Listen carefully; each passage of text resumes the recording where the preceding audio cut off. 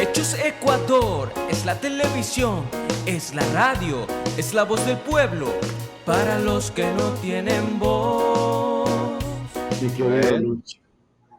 Ya están los traidores. Quiero darle la bienvenida a mi querida doctora Amapola Naranjo. Un abrazo, gracias por estar. Bienvenida a Hechos Ecuador, un abrazo fuerte. La estamos saludando desde Manabí y también desde Guayaquil y desde todo el mundo, desde donde se conecta Hechos Ecuador. Un abrazo, Amapola querida. Encantada, querido doctor Richard, y a Luis Flores también, pues a los tiempos, con un abrazo muy afectuoso, los saludo en esta noche y agradecida por este espacio que es tan conocido, tan amplio y que permite precisamente el objetivo que se dé del programa, ¿no? Que es generar la reflexión de la gente y la participación activa, como acabo de escuchar. Muy importante, muchas gracias, estoy a la orden. Claro que sí. Empecemos un poco por hablar de ese tema de la reforma a la Ley de Educación Superior. ¿Cuáles son las incidencias? ¿Qué es lo que va a ocurrir? Ya por ahí vemos que la educación privada ya no va a tener el privilegio de tener por lo menos las becas. Amapola, buenas noches. Abrazos. Así es.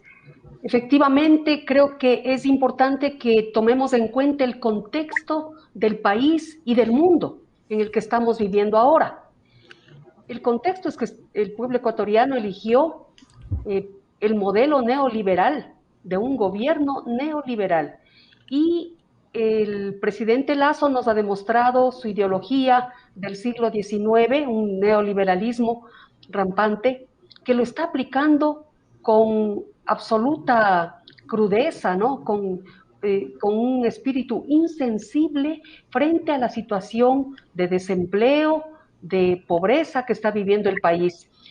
Mientras el mundo y los países más desarrollados, precisamente de derecha, donde el capitalismo es el centro de su vida, tienen otra visión de atender a la gente. Por ejemplo, Estados Unidos, con un estado de bienestar, y en Europa también, un estado de bienestar que vela por sus ciudadanos en el sentido de que si frente a la pandemia la gente no tiene dinero en sus bolsillos para consumir lo que producen las empresas, la economía del país quiebra. Es por eso que han procedido a entregar pensiones muy considerables a los ciudadanos y ciudadanas en cada país, mientras que aquí todo ha sido negado con esta ideología del gobierno que se fue y la continuación que es el de ahora del señor Guillermo Lasso.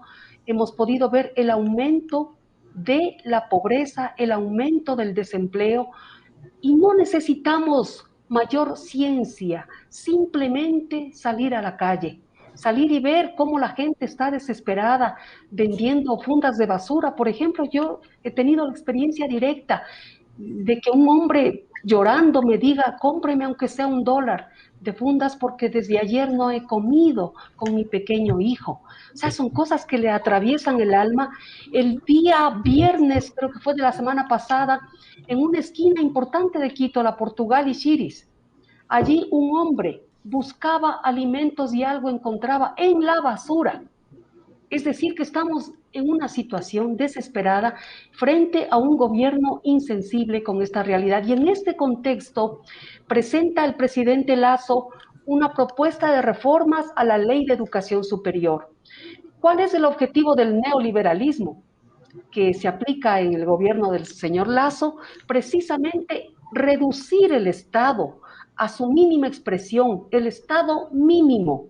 El Estado mínimo. ¿Y en qué se afecta? Precisamente en lo social, la educación y la salud. ¿Qué hemos visto? Despidos de servidores públicos, reducción del presupuesto para salud y educación.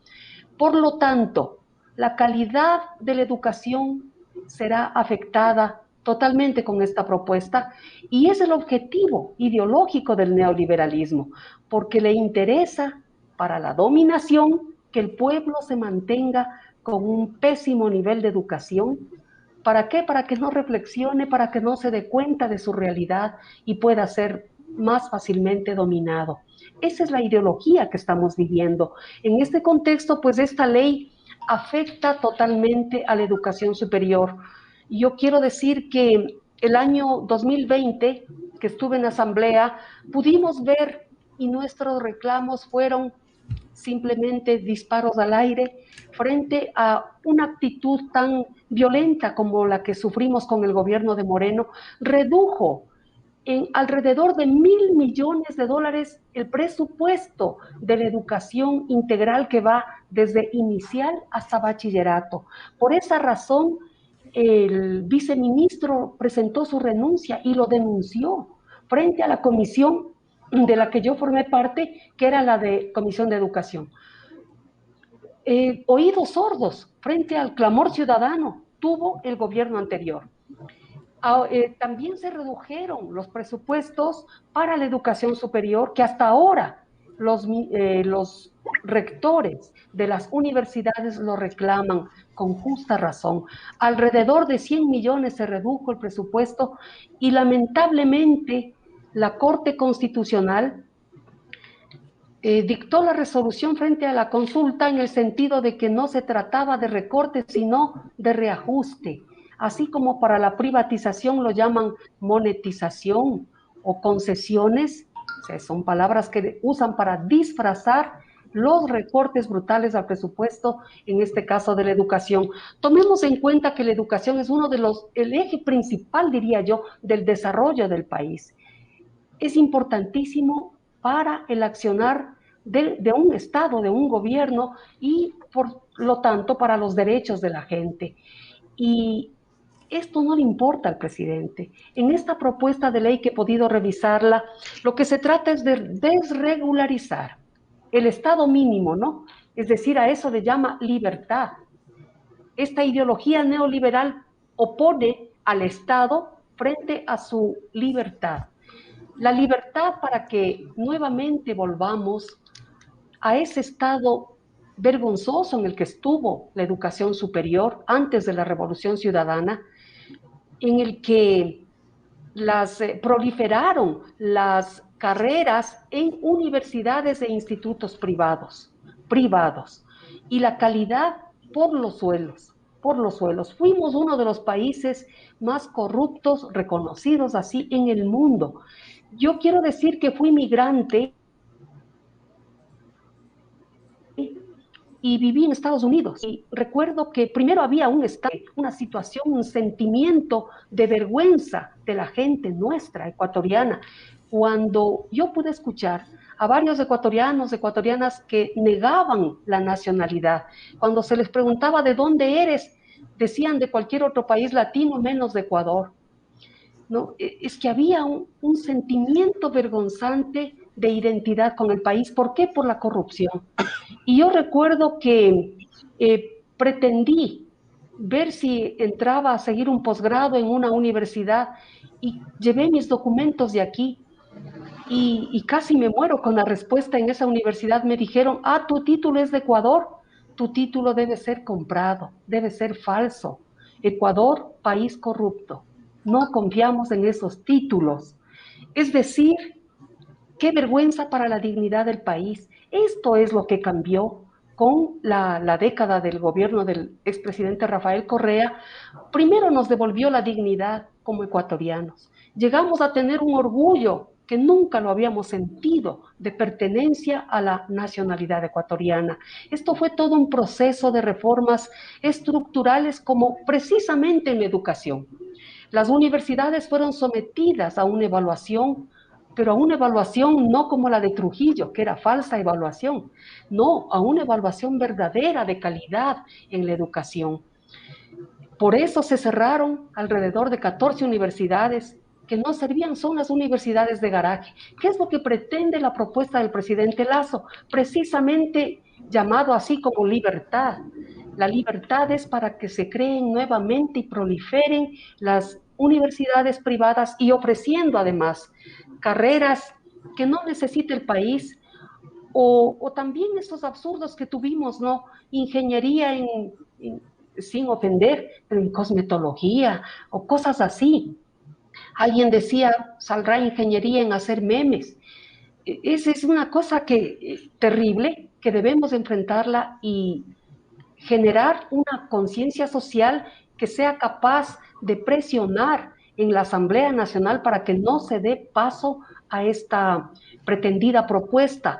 Por otro lado, con las mentiras, muy similar al gobierno anterior, a Lenín Moreno. El presidente Lasso dice, por fin los estudiantes van a tener el libre ingreso y van a escoger la carrera de sus sueños. No van a poder escoger, porque no es así de fácil. Aquí en el país tenemos brechas de desigualdad, no solamente de la pobreza, es que la pobreza arrastra a un estado de educación que ahora mismo se fue deteriorando con los 4 años anteriores del gobierno de Moreno, y van hacia allá. Estas brechas de desigualdad entre lo rural y lo urbano, por ejemplo, no han sido superadas. Y precisamente por ello es que se debe elevar el nivel, la calidad educativa, y tiene que estar coordinada la educación intercultural desde inicial hasta bachillerato con la educación superior. Así es como se debe programar, como se debe planificar en un país que quiere salir del subdesarrollo. Esto es lo que se logró con la Ley de Educación Superior del 2010 y luego con las reformas del 2018, en las cuales yo fui parte por estar en la Asamblea Nacional como asambleísta. Creo que es un tema muy importante, aunque en un estado de tanto escándalo, de tanta corrupción, que es la continuación del anterior. Una cosa hace que olvide la del día anterior. Cada escándalo se da, pero en forma incansable en el país. Y muchas veces la memoria corta de la gente hace que se olvide del problema anterior, del anterior, del anterior. Bueno, este tema es de fondo, yo creo que merece un debate más fuerte a nivel nacional. He podido ver comunicados, reclamos de las universidades que están sumamente preocupadas por la reducción del presupuesto una vez más, contra las universidades, contra la educación superior, y los 1.000 millones que redujo el gobierno anterior a la educación intercultural simplemente les dio la gana de violar la Constitución y se acabó. ¿Qué significa eso? Que no es un gobierno democrático, que estamos viviendo dictaduras. No les importa que la Constitución, por ejemplo, en relación con el presupuesto de la educación superior, en su artículo 355, último inciso, dispone que el gobierno no puede reducir, no podrá privar de las rentas o asignaciones presupuestarias o retardar las transferencias a ninguna institución del sistema de educación superior. Sin embargo, lo hace. Igualmente, en relación con la educación intercultural bilingüe, la Constitución dispone que la autoridad que retarde la entrega de recursos será destituida.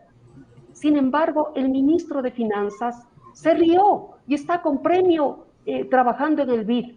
Es decir, están acabando no solo con el Estado de Derecho, sino con el alma nacional. El alma nacional, que es ese cúmulo de valores que nos hacen pensar en una vida en comunidad, en cómo nos regulamos, el respeto a la institucionalidad, a la ley. ¿Para qué entonces aprobamos una constitución si viene ya el segundo gobierno que viola y hace caso omiso a los derechos consagrados en ella? Este es el contexto de esta ley que nos va a afectar terriblemente, y no es simplemente la ley de educación como una isla. Por Dios, se relaciona con el desempleo, con las brechas de desigualdad, con la inseguridad que estamos viviendo. Con todo ello tiene que ver la educación. Pudimos ver en el gobierno de la Revolución Ciudadana que con estas grandes reformas estructurales a la educación, rebajó también el índice de violencia, el índice de inseguridad en el país. Miren cómo se conecta. Así que frente a ello, pues estamos aquí a la orden para escuchar las inquietudes de ustedes como periodistas y también de la gente que participa. Muchas gracias. Por supuesto, claro que sí, Ana Paula. Qué linda exposición inicial. Para comenzar, en el mismo contexto y comenzar a hacer preguntas. Por ejemplo, se me ocurre, los asambleístas, este momento, frente al pedido de Lazo, ¿qué deben de hacer? ¿Vetar esa ley? Pero si Lazo tiene una mayoría y da paso, ¿qué pasaría? Ya tenemos las consecuencias que usted ha dicho. Pero ¿qué tenemos que hacer ya desde el Poder Popular? Porque si la Asamblea no puede, habrá que buscar otras alternativas. Claro que es así. Bueno, esa mayoría que ha armado el presidente actual, hemos podido ver que es igualita a la mayoría que bajo el nombre de cogobernabilidad, de acuerdos de gobernabilidad, que también la formó y la constituyó Moreno en el periodo legislativo anterior, esta es igual. Han logrado conformar una mayoría. Recordemos que la mayoría anterior de ese acuerdo de gobernabilidad fue en base a repartos de espacios en los hospitales y otros más, comprando la conciencia, el voto de los asambleístas malos ecuatorianos que se prestaron para hacer tanto daño, votaron por tantas leyes nefastas que ahora sufrimos las consecuencias. La mal llamada ley, por ejemplo, de ayuda humanitaria o la otra económica, que lo único que buscaba era favorecer a las clases pudientes, al sector financiero, a los empresarios, a los grandes empresarios, no son todos, por supuesto, es a los grandes empresarios. Y con esas políticas vamos a continuar. Esa mayoría está pegada, casi sin pega, ¿no? Y en cualquier momento se va desmoronando, como lo hemos podido ver. Hay temas en los cuales la presión social es fundamental. Yo recuerdo el juicio político a María Paula Romo. Era el segundo juicio en el que yo fui parte como interpelante. Era el segundo porque el primero estuvo comprada, la Comisión de Fiscalización. Recordemos esa manera tan ruin como actuaron frente a los casos sumamente probados hasta la saciedad. Simplemente acordaron. Después se supo por las declaraciones de Mendoza, el asambleísta que está detenido por los repartos por el hospital de Pedernales, se robaron la plata, así de descarados. Bueno, después él declaró que a cambio de espacios de poder en Manabí era que votaron en favor de mantener en la impunidad a esa señora exministra de gobierno que tanto daño le hizo al país, insensible, perversa, brutal en la violencia. Bueno, la salvaron. Luego, en el segundo juicio que ya habíamos presentado contra María Paula Romo, fue tan fuerte la presión social, y no en las calles, lastimosamente por la pandemia, pero la presión social en redes y en espacios como este de Hechos de Ecuador, donde la gente exigía que María Paula Romo sea enjuiciada políticamente.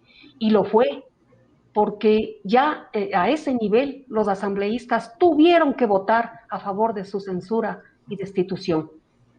Esto es lo que ocurrió y dejamos presentando un tercer juicio político contra María Paula Romo, que queríamos que se lo haga en una sola, pero los intereses y los acomodos de la asamblea anterior acordaron que no, que se tenía que hacerlo después. Es por los repartos.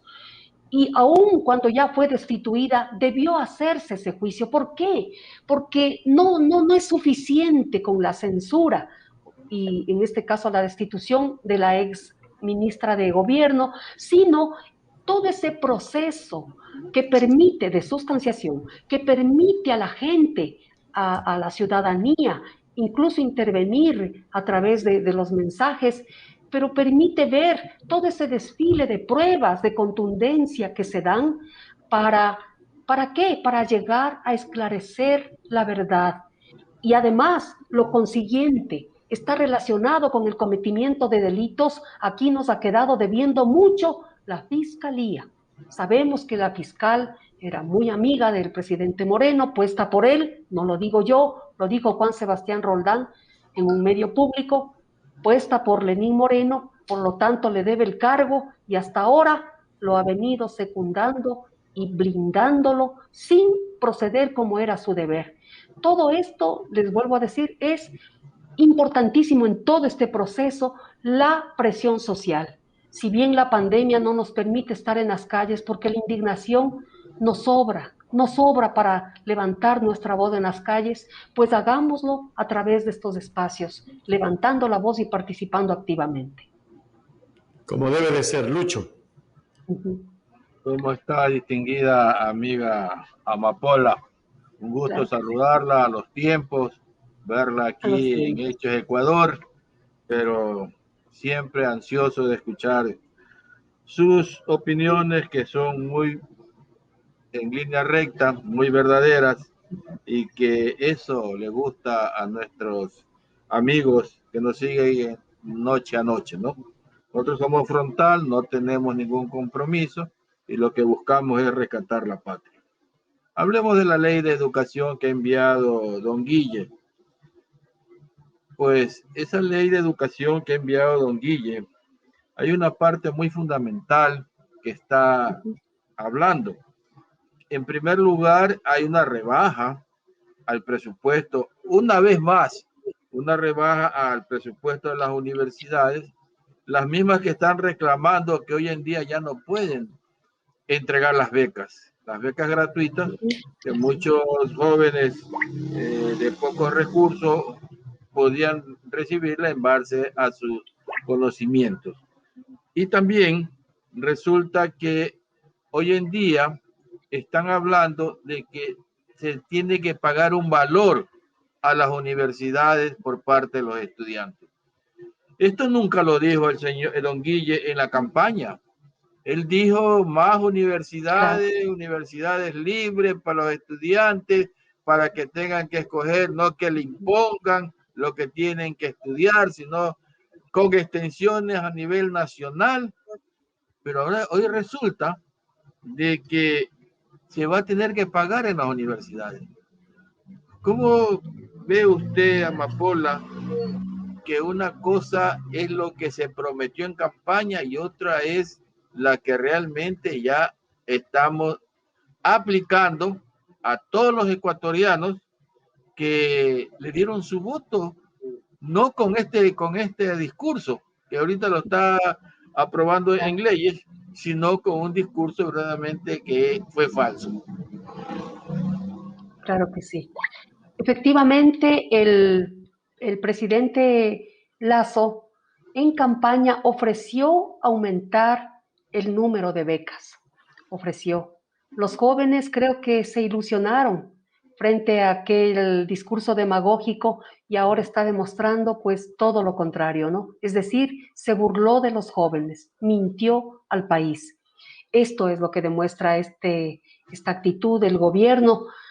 He podido ver el comunicado, el reclamo pavoroso que hacen 8 universidades cofinanciadas, les llaman, porque el Estado participa con un poquito de su presupuesto precisamente para hacer un acto de justicia, proporcionando parte del presupuesto para que las universidades privadas puedan destinarlo a becas de estudiantes con menos recursos, y lo ha estado cumpliendo, lo ha venido cumpliendo, pero ahora reclaman que el CES, que es el Consejo de Educación Superior, ha decidido quitar ese presupuesto a las universidades privadas, cofinanciadas, pero era una gran ayuda y a lo seguro contar con ese presupuesto, con esos recursos para poder ayudar con las becas a estudiantes de escasos recursos. Era fundamental, pues ahora se ha acabado.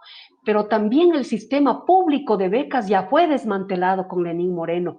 En la Comisión de Educación en la que estuve yo en el periodo anterior, tuvimos que atender y abogar, invocar, exigir además varias reuniones con las autoridades de CENESID, que es la Secretaría de Educación Superior, con el ministro de Finanzas, para ponerlos contra la pared, porque se lanzaban la pelotita el uno al otro, y a los estudiantes becarios que se encontraban abandonados a su suerte en varios países del exterior.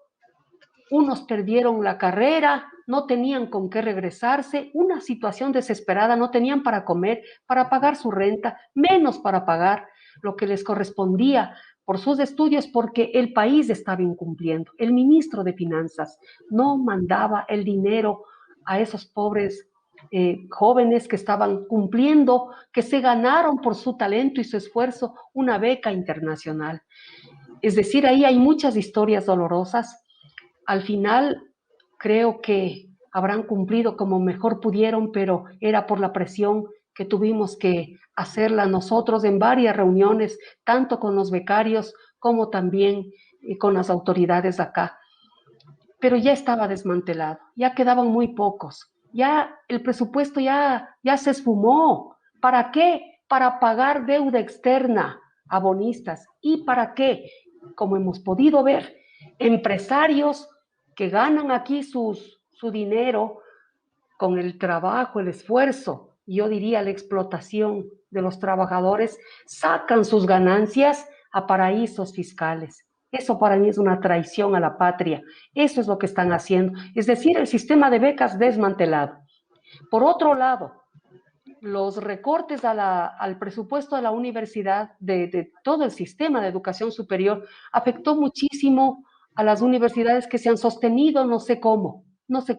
Tuvieron que votar tanto servidores administrativos como profesores, investigadores, reducirse a más no poder, y no sé cómo lo hicieron para aumentar el número de cupos. Y el número de cupos o de oferta académica no es tan fácil, no es simplemente un espacio y un pupitre más, es todo la implementación de la educación superior que requiere implementar laboratorios, contratar más profesores, más infraestructura, etcétera, etcétera. Todo esto se vio afectado ya con el gobierno anterior. Y ahora, con esta pretendida reforma, pues están realmente desesperadas las autoridades de las universidades y la educación pública, por lo tanto, ya no tendrá becas, ni menos la posibilidad de que se oferten más cupos. Pero hay otra cuestión que no nombra el presidente Lasso en su propuesta, que es lo que incumplió Moreno, que ofreció crear una cosa de 40 institutos técnico-tecnológicos que le hacen falta al país y tienen que ser públicos, pues aquí ni se acuerda el presidente de ahora de que hay una deuda con los jóvenes, porque si habría los institutos superiores que son técnico-tecnológicos, ahí sí va a haber más oferta. Muchos jóvenes optarán por entrar a estudiar, a prepararse en institutos técnico-tecnológicos, que además es una necesidad urgente del país. Pues de esto no se habla nada, solo está desregularizando para crear el terreno, las condiciones para que nuevamente proliferen las universidades privadas como la de Colombia, donde vendían títulos y la formación universitaria era una farsa, era un engaño, una estafa a la población estudiantil. Esto es lo que se nos vendría a las puertas si es que no vetamos esa propuesta desde la ciudadanía ahora, esa propuesta pretendida pues del presidente Lasso. Es nefasta para el país. Amapola, mira, en el proyecto de ley que está enviando don Guille, aquí le llamamos don Guille, ¿no? Porque no se puede llamar presidente a una persona que está sentada ahí sin ninguna planificación, no hay una orientación clara de las cosas que se tienen que hacer a favor del país, solamente se está pensando a nivel de grupo, lo primero que hace es la ley de comunicación para poder ayudar a sus panas que ayudaron a dar el triunfo, le rebaja el asunto del 12% al papel periódico para que sigan envenenando al pueblo. Entonces, en vez de pensar en las cosas que realmente necesita el pueblo, solamente a la gallada de él, nomás están pensando. Pero lo que, centrando nuevamente en el asunto de la universidad, él en ese proyecto de ley está enviando de que no va a haber más creación de universidades, o sea, limita las universidades. Claro. Pero sí él se preocupa porque cada año dice que salen más de 300,000 estudiantes y se quedan sin ingresar a las universidades. Pero si tú le recortas el presupuesto no pueden construir más aulas, Claro, que quiere que estén 200 alumnos en un aula, o si va a claro, ser semipresencial, eso también ocurre en que tienes que contratar profesores para que claro, puedan dar semipresencial. Entonces, se está hablando, distinguidos amigos, sin ninguna base, sin un análisis real de lo que se vive en la universidad. Se tiene que estar y vivir en la universidad, haber pasado por la universidad para saber las reales necesidades. En la época que yo estudié en la universidad, teníamos pues 150 alumnos en una claro, sola aula y teníamos que estar parados ahí y medio arrinconarnos y terminábamos 30 o 40, porque el resto se fue volando, se fue, eran gente que entraba nomás para decir que estaba en la universidad, y eso es el gran negociado de las universidades, porque ellos reciben la subvención en base a la cantidad de alumnos que están matriculados. Tenemos que claro. hablarlo como son las cosas. Entonces, en este proyecto de ley se dice que no va a haber, no se van a crear más universidades, pero antes de que entre en vigencia este proyecto de ley, acordémonos cómo inició el gobierno nefasto la vez pasada. Traigamos a la memoria. Él Claro. comenzó, acordémonos, que él entregó local a la CONAI, a los pachacutis, se los entregó para que irlos trayéndolo hacia el lado de él, hacia ser la gran mayoría que siempre arropó y lo cuidó al nefasto gobierno. Pues hoy en día, este gobierno le hace la creación de la Universidad Amaguantay y Amauta, Amaguanti, Guasi. Amauta, Entonces, es Amauta. eso. Ujú. Y perdóneme por la pronunciación. Y eso se da a entender que te doy, pero para que me des, pues. Pero si él mismo prohíbe que Claro. se crean otras universidades, ¿por qué crea esta universidad y también la creación de la policía que ya recién acaba de él mismo aprobar? ¿Cómo tú ves esta contradicción que envía en el proyecto de ley, no creación de más universidades, pero él ya tiene 2 universidades que las tiene ya aprobadas con decreto? Claro, estamos nuevamente frente a a esta forma de actuar, igual que Moreno, don Guille, igual que Moreno mintiendo, cuando digo una cosa digo otra, cuando digo sí es no y cuando digo no es sí. O sea, estamos jugando a eso. Nuevamente, no es nuevamente, es la continuación del gobierno anterior, que fue pues para la ciudadanía siempre la burla, la mentira, el engaño. Estamos en eso.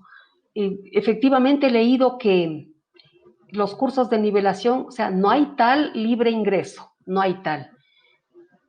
¿Para qué les miente? Por otro lado, pues no está bien. Los estudiantes tienen que entrar rindiendo un examen de aptitudes, escogiendo la carrera como sí se lo viene haciendo, pero no hay espacio para todos, no hay espacio. Se tiene que pensar en los institutos técnico-tecnológicos que abrirían mucho ahí sí la oferta académica, y esto no está cumpliendo el gobierno, pero además el presupuesto de las universidades tiene que ser devuelto. A más de eso, está incumpliendo con la Constitución, que determina, dispone obligatoriamente que el gobierno tiene que llegar al 6% del PIB, al 6% del presupuesto, del Producto Interno Bruto para las universidades. Nosotros dejamos presentando en la Asamblea una propuesta de iniciativa de enmienda constitucional, hablando del presupuesto de las universidades. Tuve el honor de recibir esta propuesta de Andrés Arauz cuando estuvo de candidato. Él lo promovió en su campaña electoral, y lo que se pretende es esta reforma constitucional al artículo 299 de la Constitución, donde se habla de la creación de cuentas especiales en el Banco Central para que sean autónomas y manejen directamente, sin esperar que el ministro de Finanzas, quien quiera que pasare, les esté asignando de poco en poco y reduciéndoles el presupuesto. Bien, en la Constitución consta que son beneficiarios de cuentas especiales solamente los GATS y empresas públicas, ¿no?, que tienen esa facilidad para disponer de los recursos en cuentas especiales. Nosotros proponemos que se incluya ahí las universidades y escuelas politécnicas públicas, para que no tengan que depender. Incluso todo esto influye en la calidad educativa y en que las universidades se desesperen y no puedan cumplir con lo que tienen ya proyectado, porque incluso el año económico no es el de finanzas. El año de una universidad va de seguido y las universidades se ven limitadas a no poder planificar a mediano y largo plazo sus actividades. Entonces, ¿cómo podemos asegurar desde la sociedad? En mi caso, hasta que estuve de asambleísta, alcanzamos a presentar esa iniciativa que esperamos que la actual asamblea le dé cumplimiento como corresponde el trámite para que sea tratada de inmediato. Lo primero que se tiene que hacer es enviar a la Corte Constitucional, quien dispone, la Corte Constitucional, cuál es el trámite, el procedimiento a seguirse en esta enmienda. Es decir, tenemos que tratar de asegurar ese presupuesto que es sagrado, que ni siquiera en estados de excepción la Constitución lo permite que haga un gobierno, pues el gobierno de Moreno lo hizo y este gobierno nos está acabando de ahorcar. Vuelvo a decir, la educación es el eje principal del desarrollo de un país y precisamente a ese eje es al que lo está acabando, lo está royendo cada vez más. No podemos permitirlo, no podemos permitirlo. Esto tiene que ver la indignación, porque para la educación no hay plata, para la salud no hay, siguen votando servidores públicos, pero para guardar los $1.000 que los $1.000 millones que acaba de entregar el Fondo Monetario Internacional, es una suerte de ayuda, de regalo, si se quiere, al país. Ya el presidente Lasso lo dispuso para que vayan a la Reserva Internacional a ganar 0 interés en Suiza. ¿Para qué? Para que sea la garantía de la deuda externa privada de bonistas, la deuda especulativa, para ellos asegurarse nuevamente sus ambiciones económicas, ¿no?, mientras el pueblo se muere de hambre. Es decir, esto nos obliga como ciudadanía a ponernos al frente y decir un ratito, no te vamos a dejar al gobierno, no lo vamos a permitir. Creo que es nuestra obligación defender en este caso la educación y todas las otras políticas públicas que están siendo desbaratadas. Ya comenzó el gobierno de Moreno y este gobierno de Don Guille lo está complementando, el acabose del país. Yo creo que el pueblo no va a soportar, no va a resistir. Muchos padres, madres de familia, sobre todo de la clase media que ha sido tan afectada por cuanto padre y madre tenían un trabajo y ahora no tienen nada y sus hijos están pasando hambre. Gente que tenía negocios, pequeñas empresas, que tenían trabajadores, han quebrado. Nadie ve por ellos. ¿Qué va a pasar? Esa gente está dispuesta a salir a las calles. A ver, entre morirme de hambre en la casa o salir a levantar mi voz, salgo a la calle. Prefiero morir luchando de pie. Eso es lo que va a pasar. Alguien decía, se nos avecina otro octubre del 2019. Muy posiblemente, muy posiblemente. Este gobierno está preparando el terreno para que eso suceda. Richard. Amapolita querida, a ver, usted habló hace un momento de que se podía, desde el Poder Popular, mirar las maneras de que esto no pase, porque es un daño lo que se le va a hacer al país. Pero los mecanismos del Poder Popular están manejados por el Consejo de Participación Ciudadana o tenemos que hacerlo desde las calles, acogiéndonos a la Constitución que nos da el derecho a la resistencia. Amapola. Todas las herramientas hay que usarlas, todas las que la Constitución y la indignación ciudadana nos permiten, todas. Si hay grupos observatorios de la dolarización, observatorio de la educación superior, que son conformados desde la ciudadanía, esos son garantizados por el Consejo de Participación Ciudadana, que está muy bien. Ellos nos dan luces, investigan, participan, en fin. Igualmente nosotros, cuando hay demandas, por ejemplo, de inconstitucionalidad, como debería ser presentada por esta ley, estar ahí, en el caso de los profesionales, presentando amicus curiae para ser escuchados ante la Corte Constitucional, pero también las calles, también las calles. La gente no va a esperar un grupo de la sociedad civil o de profesionales o acompañar a un amicus curiae ante la Corte. No, no, no. La gente va a salir a las calles. Esto es lo que va a pasar. Es decir, vuelvo a decir, todas las herramientas que la Constitución nos permite, pero también la indignación, y es las calles. Es ese el camino. Amapola, ahí hay una cuestión. Hablemos de los amicus curiae. Habíamos visto que en la plataforma Va por Ti Ecuador se han presentado varios amicus curiae y también demandas inconstitucionales, pero decía Alex Flores, entre otras cosas, que le había entregado los documentos listos para que firmen los asambleístas, con toda la parte legal sostenida y sustentable. Inclusive hablaba de alguien de la revolución y decía, Richard, no es posible que ya le entregué todo listo y que ya van 15 días y todavía no presentan esas demandas.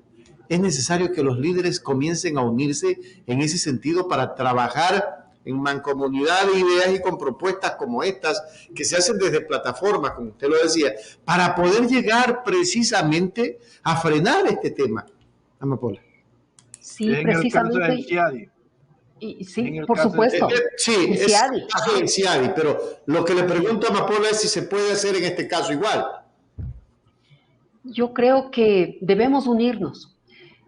La bancada UNES, frente a tanto escándalo, a tanta cosa, me imagino que ya habrán revisado y habrán estudiado. Quizá un poquito más de presión, un poquito más de compromiso es necesario. Aquí vamos todos, ahí sí, a arrimar el hombro. Creo que es una propuesta valiente, valiosísima, la presentada por Alex Flores. Debemos colaborar desde distintos espacios, con nuestra firma de respaldo, con la presencia en las calles, en la corte, donde nos toque, pero tenemos que estar ahí. Yo terminé un periodo anterior, muchas veces estuve en la calle, muchas veces, presentando ahí, levantando la voz junto a la gente. Es que hay que legislar y accionar esta política, esta forma de reclamar nuestros derechos junto al pueblo. Debemos salir a las calles cuando sea necesario para que nos escuche un gobierno, presentar nuestras propuestas en todos los espacios. Por mi parte, todo mi respaldo a Alex, al colectivo que lo respalda también, y estaremos ahí como un solo punto. Ahora, la pregunta concreta es, si no nos unimos 50 años más de derecha, Amapola, porque es gravísimo. A ver, Colombia tiene ahora fosas de líderes comunitarios, de periodistas, fosas comunes, donde han sepultado inclusive a jóvenes que han estado protestando. Es el mismo tipo de política que se está aplicando en Centro Sudamérica con el neoliberalismo. Tomemos como ejemplo a Colombia, porque Colombia ha sido uno de esos países donde el neoliberalismo ha impuesto sus políticas y ha sido desgarrador. Madres sin hijos, hijos sin madres, a medianoche entran golpeando, entran asesinando. ¿Cómo parar eso? Porque hasta allá vamos a llegar. Hay una inseguridad absoluta. Y es verdad que si salimos a las calles, bien. Si hacemos los amicus curiae, también. Si ponemos las demandas inconstitucionales, también. Pero como que falta un poco más de fuerza, Amapola. Por supuesto que sí. La pandemia es un obstáculo muy grande. La gente tiene miedo. Si bien creo que es una acción positiva del gobierno que tenía que hacerla y ha funcionado, estamos en un proceso prácticamente de vacunación ya general. Eso es bueno para la gente, para el país, preservando la vida. Con esto, pues, a seguir cuidándonos, pero también ya tenemos un poquito más de decisión para salir a las calles a levantar nuestra voz donde sea necesario. Yo creo que es en todos los espacios, ya en la corte, ya en la asamblea, ya en la calle, ya en las plazas, ya en nuestra conversación cotidiana con la gente. Lo que se trata es de que la gente reflexione, despierte su reflexión, su conciencia social, reconozca, se dé cuenta que se equivocó, que bajo engaño votó por un modelo tan caótico, tan injusto como el neoliberalismo. Y esto es lo que estamos sufriendo para que pueda levantarse. Pero uno de los detonantes mayores, yo digo, es el hambre, es el desempleo, es la desesperanza en la que estamos sumidos. Colombia es un caso desgarrador. Hemos llorado con la gente. Es terrible todo lo que ha pasado y sigue pasando. La represión es brutal, brutal. Nosotros no debemos permitir que lleguemos a un estado así de caos social, de descomposición tan fuerte, tan grande, donde se ha perdido el sentido de humanidad de parte de las fuerzas represivas del Estado. No podemos permitirlo. Yo creo que tenemos la justicia, la racionalidad en cada uno de nosotros como para poder plantear y hacer batalla. Hacer batalla, ya vuelvo a decir, en todos los campos que nos sea permitido y no permitido. En la calle no hay nada que hacer, ahí es nuestra indignación la que se pone de manifiesto. Pero la manera de gobernar del señor Lasso es la misma manera de gobernar del señor Moreno. Yo creo que es peor todavía. Ya está, ya tiene el cerco en el Palacio presidencial. Ya hay policías armados y militares armados para atacar a quien haga una protesta o a quien se le ocurra. Él lo dijo públicamente. Van a tener, si el paro dura mucho tiempo, ellos van a durar mucho tiempo presos, los dirigentes. Entonces es una amenaza que va contra los líderes sociales, líderes políticos, contra líderes de organizaciones en el país. ¿Qué hacemos frente a aquello, Amapola, que es grave? Porque nos están diciendo, oye, si tú protestas te meto preso, en otras palabras. Claro. Creo que hay que agotar siempre caminos de diálogo, a pesar de todo, desde diferentes colectivos sociales. Deberemos escribirle cartas públicas al presidente planteándole un cambio. Es decir, regrese a ver al pueblo, duélase un poco de la gente que tiene hambre, que sufre, por Dios, y la economía del país que está por los suelos, la inseguridad está, no es el elemento fundamental, esta desigualdad, la pobreza, pero sí influye definitivamente, y en políticas públicas, en la falta de oportunidades, en todo ello están las causas para esta inseguridad que vivimos. Yo creo que hay que agotar, hay caminos, y no necesariamente vamos a decir, vamos mañana a las calles a enfrentarnos con quienes sí están armados. Yo creo que eso es suicida, ¿no? En este momento. Agotemos los recursos de diálogo. Creo que falta presión social, desde, ya digo, cartas públicas, de parte de distintos colectivos, como por ejemplo ahora las universidades, los rectores, los estudiantes, en fin, se unen. Faltará mucho más, de tal manera que se sienta obligado a dialogar con los distintos sectores de la sociedad. Correcto, muchas gracias. Vamos a la política participativa. Va a estar usted en Manabí ahora en la convención para tener el honor de ir a abrazar y de conocerla, porque allí vamos a tener un estudio con Lucho Flores. Lo vamos a traer desde Guayaquil a Lucho hasta Montecristi para estar allí haciendo un noticiario todos los días. Qué lindo. Creo que sí estamos coordinando con algunas compañeras precisamente nuestro viaje para Manabí. Además, para mí tiene un significado profundo. Mi madre era manabita, así que parte de mi sangre está ahí. Le quiero mucho a Manabí y a mucho tiempo.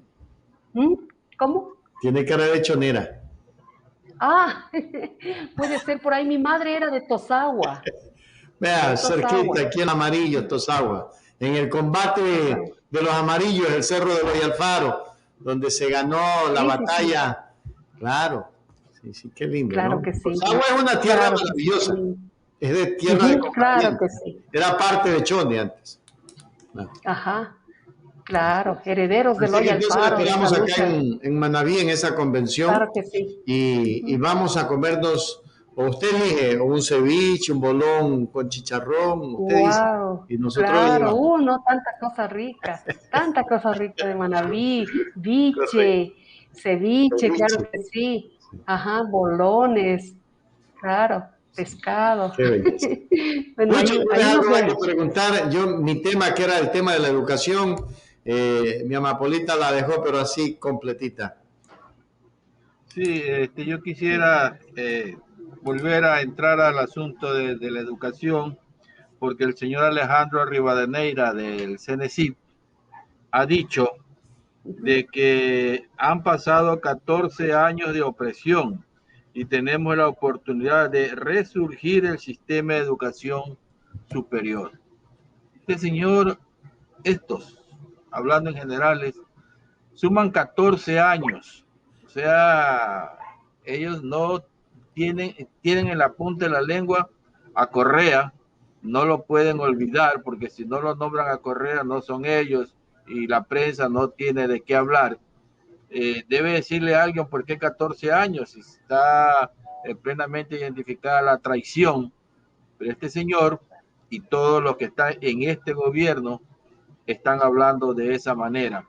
¿Tú crees que van a rescatar la educación como la están llevando en estos momentos, Amapola? Tú que estuviste en la Comisión de Educación. Claro, de ninguna manera. Bueno, el discurso falaz de la derecha fue este, ¿no? 14 años. ¿Para qué? Para tratar de esconder la verdad.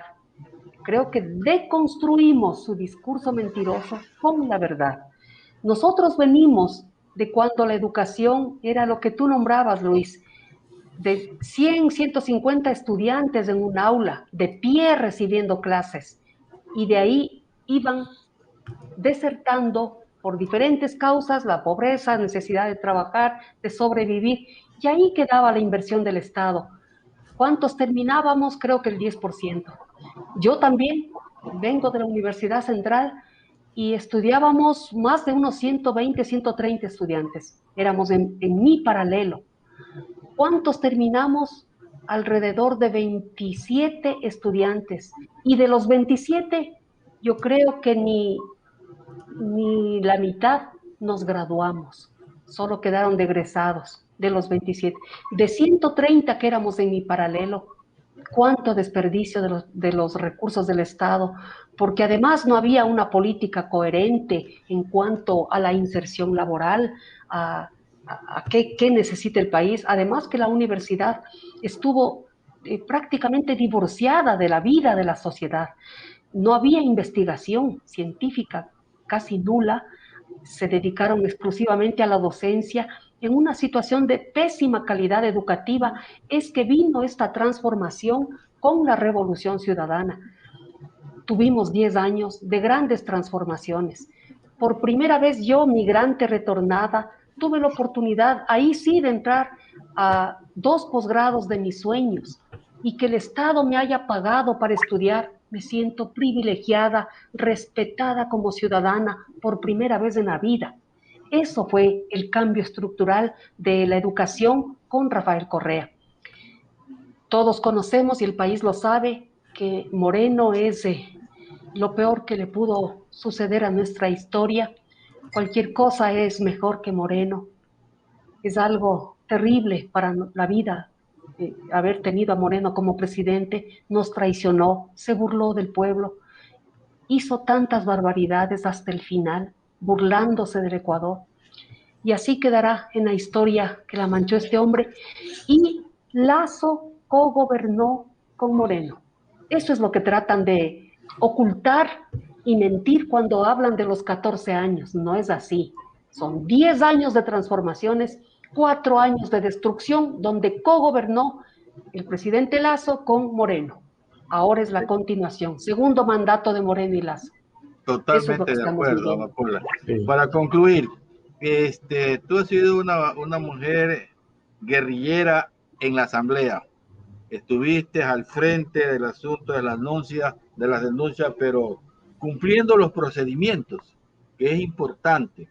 Hoy en día tenemos un denunciólogo de presidente de la Comisión de Fiscalización, un denunciólogo que no guarda las formas, sino que él quiere aparecer en todos los medios y denuncias que le llega en las manos de él y de una asambleísta. Él debió tratarlo en la comisión y presentar la denuncia correspondiente para que el CAL lo avalice y comience el trámite normalmente.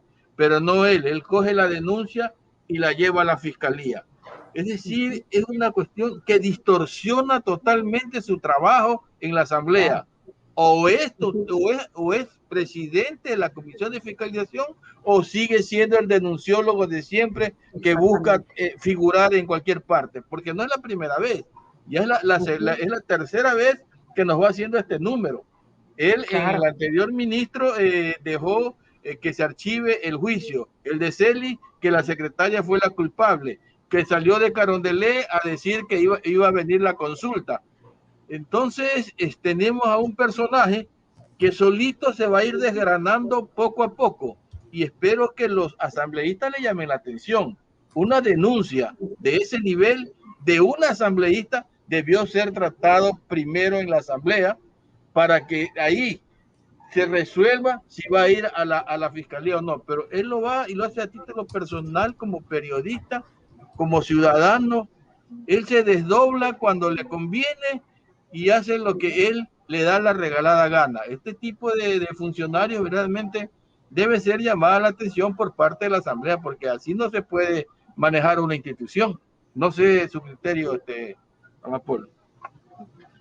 Coincido absolutamente. Yo creo que el señor Villavicencio confunde su actividad que la viene desarrollando de denunciólogo, supuesto periodismo de investigación, para mí supuesto, por cuanto el caso Sobornos, que lo llamó la fiscal así, para nosotros es el caso Bochornos, la vergüenza del país, presenta supuestas pruebas que son documentos alterados. En eso se pasó desde el 2016 hasta que en el 2018 ya tenía listo una trama, un relato de supuesta culpabilidad del presidente Rafael Correa, en hechos que no han sido esclarecidos, ni siquiera se ha establecido la existencia del delito y peor, responsables, pero no les ha importado, han destrozado familias, han fraguado todo el proceso jurídico, han tenido lo que han querido, testigos falsos como Pamela Martínez, con un cuaderno llenado por orden del gobierno, seguramente, para perjudicar a Rafael Correa. Esto es lo que es el caso Bochornos. Y hemos tenido que ver la burla de, además, una trama cómplice, ¿no? Toda una orquestación entre el gobierno, los medios mercantiles, los grandes medios, que sabemos que son actores políticos que convirtieron su canal en centrales de campaña prácticamente y de persecución. Son estos medios, el gobierno y también autoridades, la función judicial y la fiscalía. En ese medio es que ha estado tomando protagonismo total el señor Villavicencio, ¿no? Prestándose para esto o con su maldad, me parece que tiene una fijación, un deseo de venganza muy personal contra el presidente Rafael Correa y contra los correístas, como dice él. Bueno, ahora está de asambleísta, pero confunde, ya no es denunciólogo, confunde su quehacer, tiene que respetar la normativa, la Asamblea Nacional y proceder como le manda la ley, no como él cree que tiene que hacer, buscando, eso sí, protagonismo. Él quiere ser el adalid de la lucha contra la corrupción cuando sabemos que no lo es, no lo es. De parte de UNES, conozco que se ha presentado la denuncia, en este caso último, de la vicepresidenta Bella Jiménez. Es una vergüenza, esto tendrá que probarse, se va a sustanciar, y los celos de protagonismo del señor Villavicencio realmente está afectando todavía más a la ya acabada imagen de la Asamblea. Asamblea. Esperemos que se pueda hacer una depuración total. La gente no va a tolerar más insolencia, más corrupción en nuestras narices. Así que hay que actuar. Gracias, Amapolita. Richard. Amapolita, gracias por haber estado con nosotros. Yo creo que la depuración debe de ser, en un principio, desde lo ético, porque hay asambleístas que no tienen un ápice de ética. Se han vuelto solamente comerciantes de la política, y ni siquiera de la política, sino de la politiquería.